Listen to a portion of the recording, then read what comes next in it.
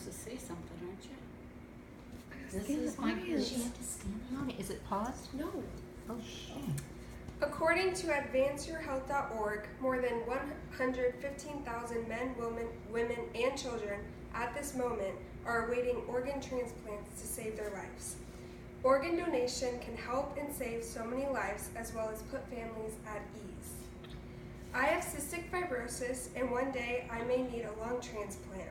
And when that day comes, I can only hope that there will be lungs available for me to receive so I can continue my journey. One organ donor can save up to 8 lives. That same organ donor can save and improve the lives of 50 people by donating their tissues and eyes. According to liveonny.org, more than 1 million people need tissues and eyes to save or improve their lives. And the success rate for organ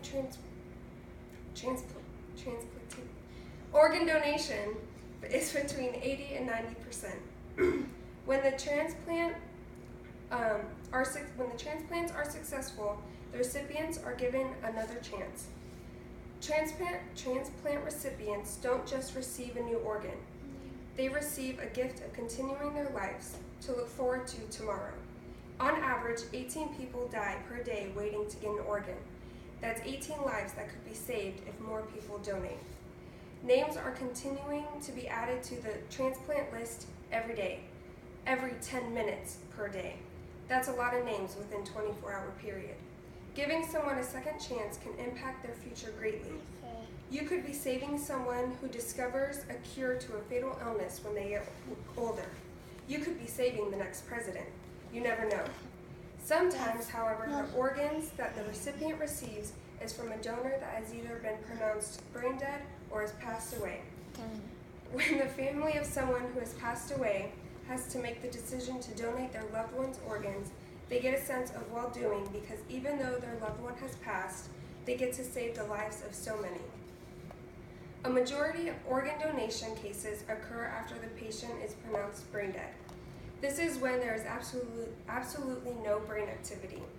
And with no brain activity, they cannot breathe on their own, so the ventilator is the only thing keeping that patient alive. Families can also decide to do donation after cardiac death, DCD. DCD is when a patient has suffered brain damage but does not quite meet the formal brain death criteria. The family then decides if they want to withdraw care. If they decide to do this, when the heart stops beating, the organs are then recovered in the operating room. Deciding to donate a loved one's organs is a very difficult decision, but it also is a life-changing one for not only the recipient, but also the families.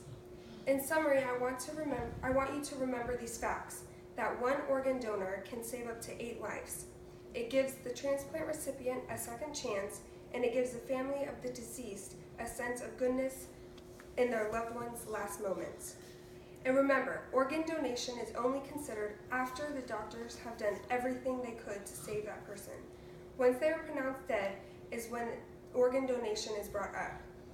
If one organ donor can save up to 8 lives and change more than 50 lives, it's worth so much. Thank you. Good job.